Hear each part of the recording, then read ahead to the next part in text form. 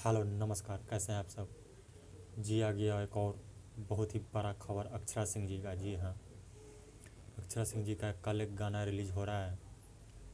कमाल का सॉन्ग है सैया के चप्पल। जी हाँ, सैया के चप्पल इस गाने का नाम है। इस गाने को अक्षरा सिंह जी ने गाया है। गीत लिखा श्याम देहाती जी ने, संगीत आशीष वर्मा का।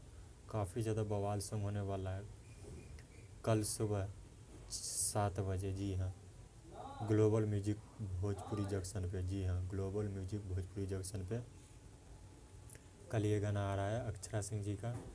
काफ़ी ज़्यादा बढ़िया गाना है ये, सुपर डुपर, और काफ़ी ज़्यादा धूम मचा देना है। जी हाँ, ग्लोबल म्यूजिक भोजपुरी जंक्शन पे अक्षरा सिंह जी का, तो सुनना मत भूलिएगा। ग्लोबल म्यूजिक भोजपुरी जंक्शन पे। वीडियो अच्छा लगे तो लाइक कमेंट सब्सक्राइब जरूर कर देना। Thank you.